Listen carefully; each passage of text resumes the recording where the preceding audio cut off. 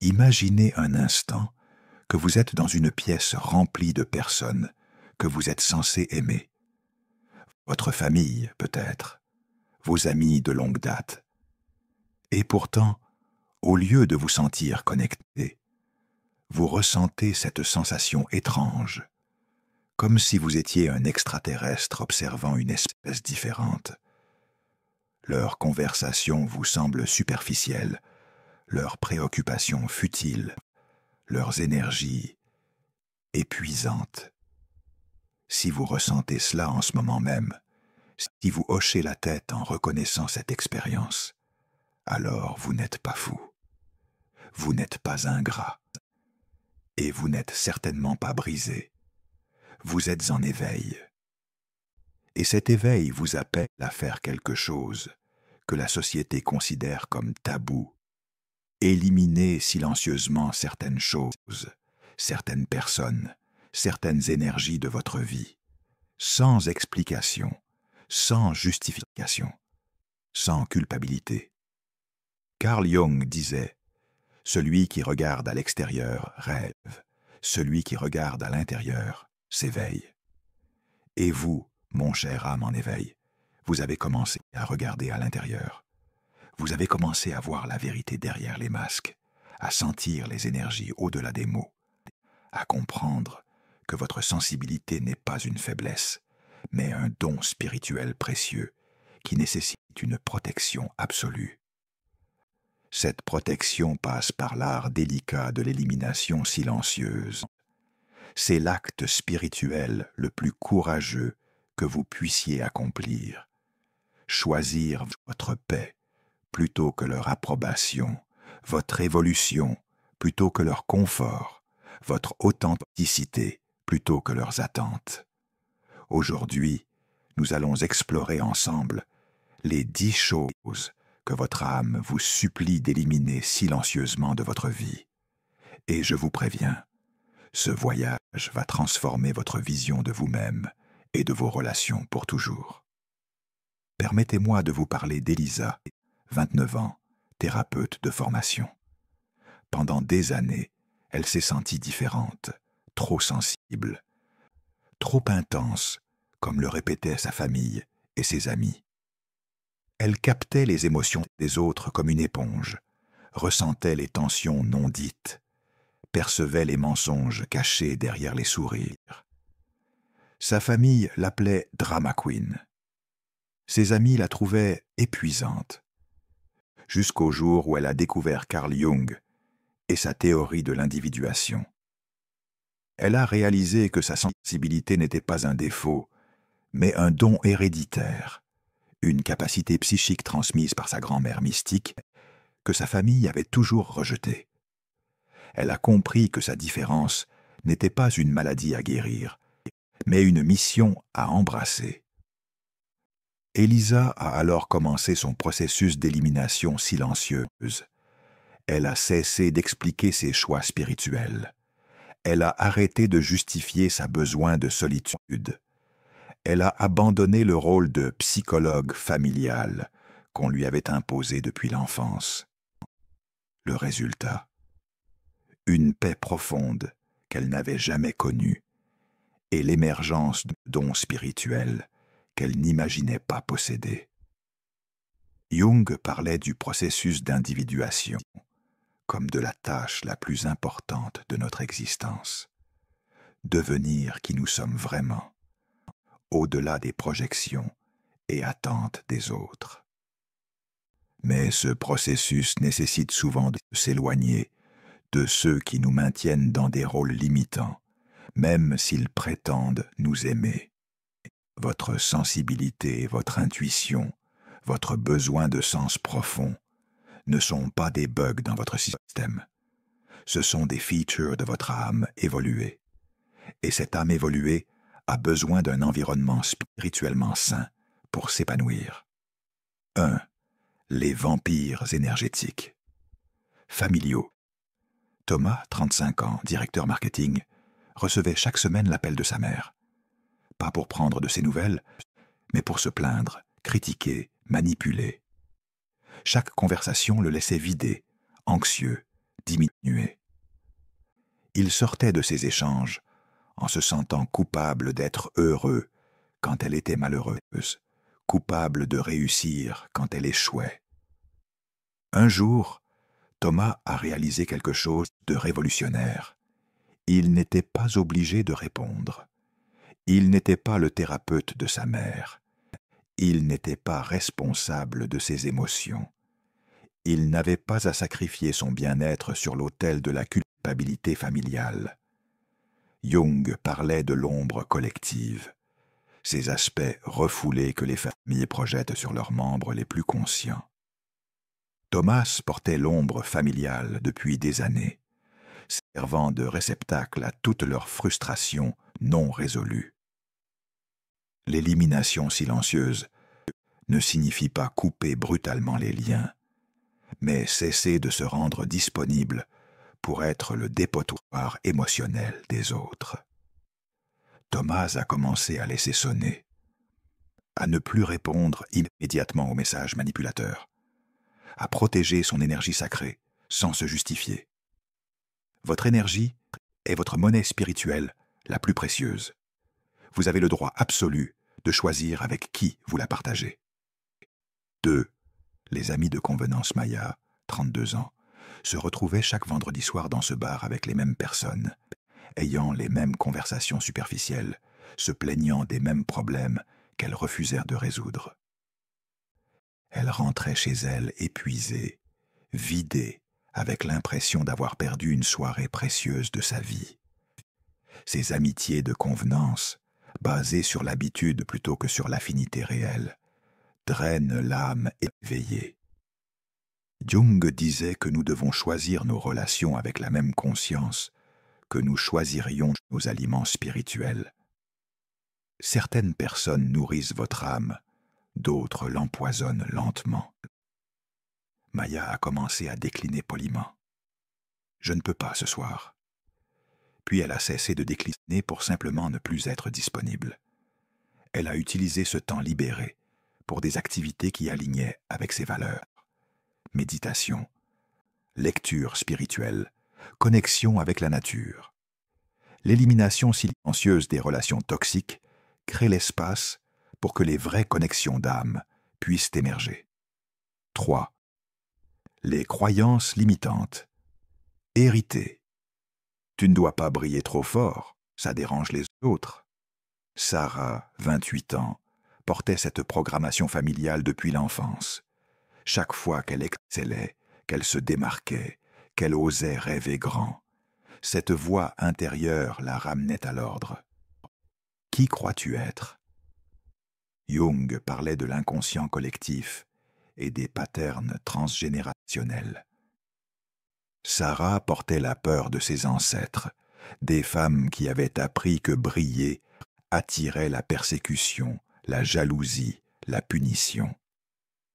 Cette croyance limitante n'était même pas la sienne. L'élimination silencieuse de ces voix intérieures toxiques commence par la reconnaissance. Cette pensée est-elle vraiment mienne ou est-ce un héritage empoisonné? Sarah a appris à identifier ces voix parasites et à les remplacer par ses propres vérités. Je mérite de briller. Mon succès inspire les autres. Ma lumière illumine le chemin.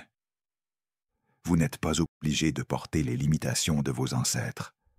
Votre éveil brise les chaînes transgénérationnelles. 4. Le besoin d'approbation externe. Marc, 31 ans, consultant en communication, vivait pour les likes, les commentaires, la validation externe. Chaque décision importante passait par le filtre. Qu'est-ce que les autres vont penser? Il s'habillait pour plaire, parlait pour impressionner, choisissait ses activités en fonction de leur potentiel Instagram. Cette addiction à l'approbation externe est le poison le plus subtil de l'âme éveillée. Jung disait « Le privilège d'une vie entière est de devenir qui vous êtes vraiment. » Mais comment devenir authentique quand chaque choix est dicté par le regard des autres? Marc a commencé son élimination silencieuse en supprimant les applications de réseaux sociaux de son téléphone. Pas de grande annonce, pas de digital détox proclamé, juste une disparition discrète. Il a commencé à prendre des décisions sans consulter son entourage, à s'habiller selon ses goûts réels, à exprimer ses opinions véritables. Le résultat, une authenticité qu'il n'avait jamais connue et, paradoxalement, l'attraction d'une communauté qu'il appréciait pour qui il était vraiment. 5. Les habitudes d'auto-sabotage. Léa, 26 ans, graphiste, avait un talent extraordinaire, mais un don encore plus extraordinaire pour s'auto-saboter. Chaque fois qu'un projet important approchait, elle procrastinait, se créait du stress ou tombait mystérieusement malade. Chaque fois qu'une opportunité se présentait, elle trouvait une excuse pour la laisser passer. Jung parlait de l'ombre personnelle, ces aspects de nous-mêmes que nous refoulons parce qu'ils ne correspondent pas à notre image idéale. Pour Léa, l'ombre était sa peur profonde du succès, héritée d'une mère jalouse qui l'avait inconsciemment programmée à rester petite. L'élimination silencieuse de l'autosabotage passe par l'observation consciente. Léa a appris à reconnaître ses patterns. Tiens, je recommence à procrastiner. Quelle peur se cache derrière ce comportement? Elle a développé des rituels de courage, méditation avant les projets importants, affirmation d'auto-valorisation, célébration consciente de ses succès. Chaque habitude d'auto-sabotage éliminée est un acte de révolution spirituelle contre les programmations limitantes. 6. La consommation toxique d'informations. David, 34 ans, ingénieur, passait 3 heures par jour à scroller les réseaux sociaux, à lire des articles anxiogènes, à absorber la négativité du monde. Il se couchait chaque soir, l'esprit pollué par 1000 informations inutiles, l'âme alourdie par des problèmes qu'il ne pouvait pas résoudre.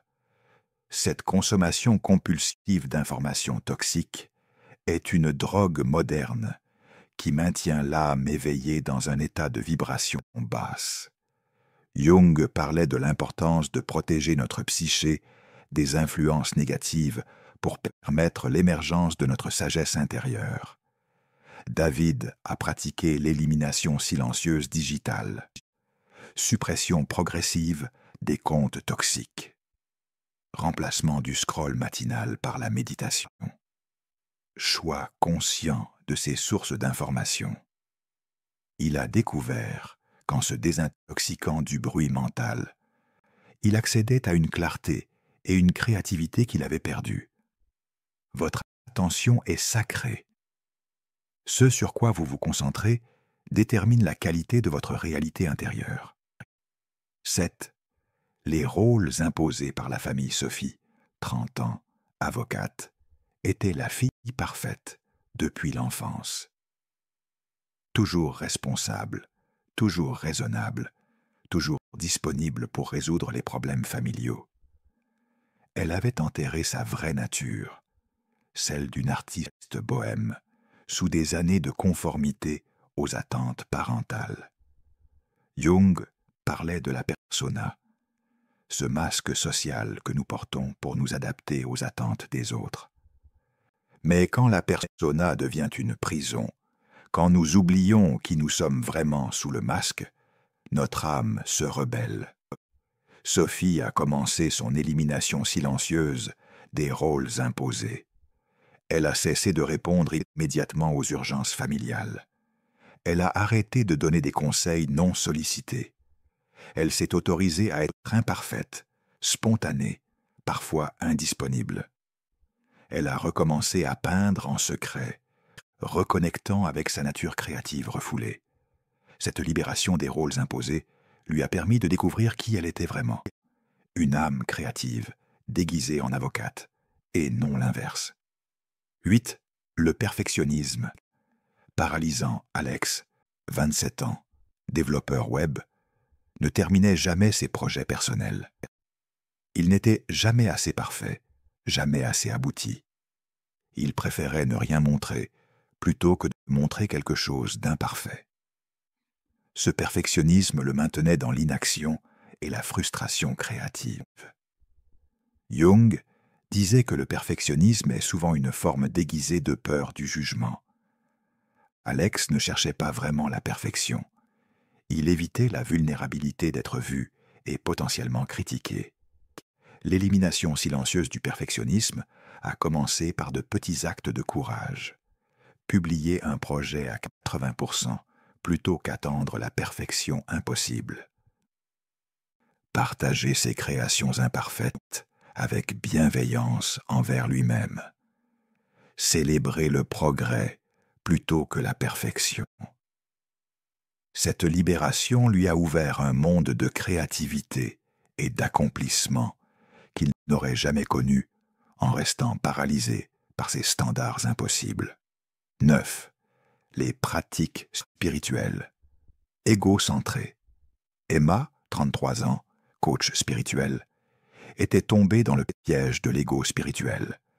Elle collectionnait les formations, les certifications, les titres spirituels.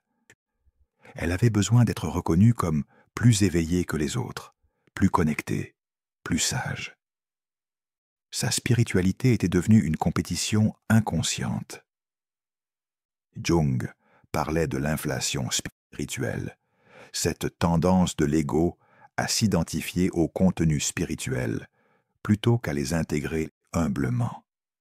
Emma servait son ego spirituel plutôt que de servir l'évolution de son âme. L'élimination silencieuse de l'ego spirituel a été la plus difficile pour Emma. Elle a cessé de parler de ses expériences mystiques pour les impressionner. Elle a abandonné le besoin d'être perçue comme spirituelle. Elle a pratiqué l'humilité, la simplicité, l'authenticité dans sa démarche spirituelle. Cette purification lui a permis d'accéder à une connexion divine authentique, libérée du besoin de validation extérieure. 10. Les attachements aux résultats. Gabriel, 29 ans, entrepreneur spirituel, était obsédé par les résultats de ses actions.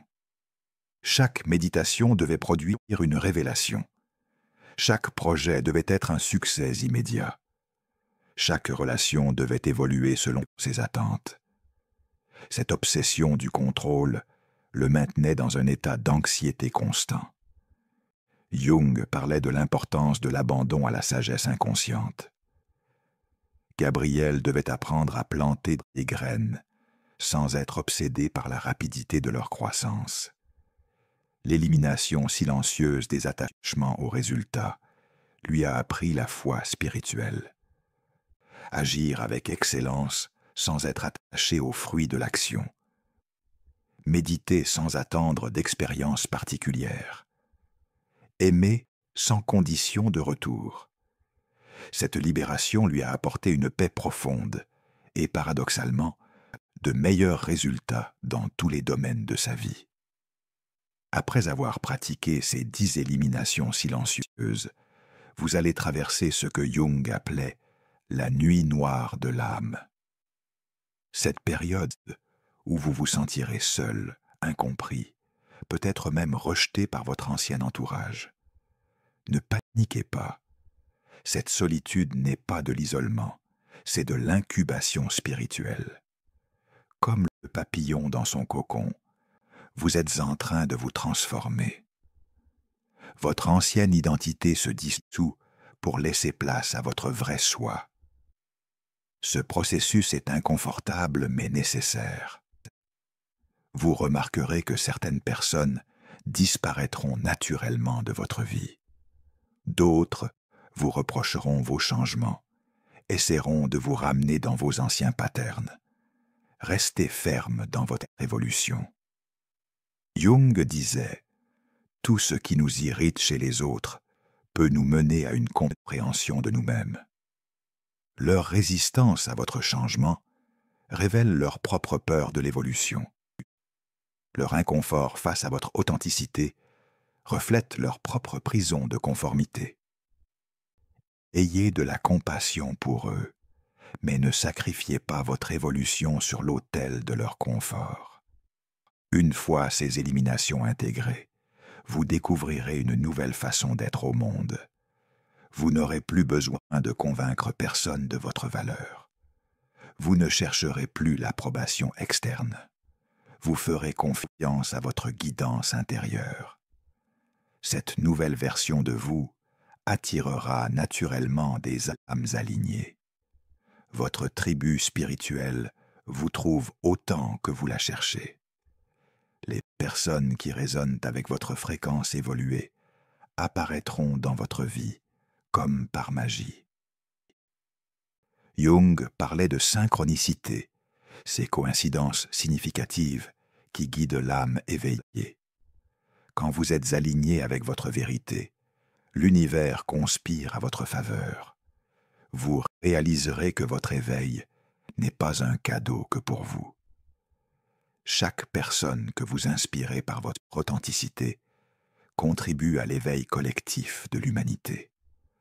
Votre courage d'être vous-même donne la permission aux autres d'en faire autant.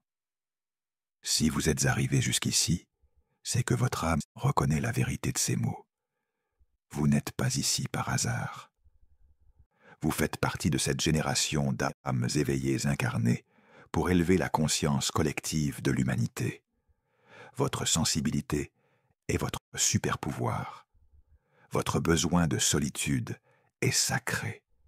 Votre différence est votre cadeau au monde. Et votre capacité d'éliminer silencieusement ce qui ne vous sert plus est un acte de révolution spirituelle. Commencez dès aujourd'hui. Choisissez une de ces 10 éliminations et pratiquez-la silencieusement. Pas d'annonce dramatique, pas de justification, juste un choix conscient de protéger votre énergie sacrée. Rappelez-vous les affirmations qui vont transformer votre vie. Je protège mon énergie sacrée sans culpabilité. Mon silence est ma force spirituelle. Je choisis ma paix plutôt que leur approbation. Mon éveil sert l'humanité entière. Comme le disait Jung, votre vision devient claire quand vous regardez dans votre cœur. Celui qui regarde dehors rêve, celui qui regarde dedans s'éveille. Il est temps de vous réveiller complètement. Il est temps d'éliminer silencieusement tout ce qui vous empêche de briller de votre lumière authentique. Votre tribu spirituelle vous attend. Votre mission d'âme vous appelle. Et votre vraie vie commence maintenant. Si ce message résonne avec votre âme, commentez « Je suis prêt ». Montrons à d'autres âmes éveillées qu'elles ne sont pas seules dans ce voyage de transformation. Partagez votre expérience d'élimination silencieuse dans les commentaires. Quelle est la première chose que vous allez éliminer silencieusement de votre vie? Ensemble, nous créons un mouvement d'éveil silencieux qui transformera le monde, une âme à la fois.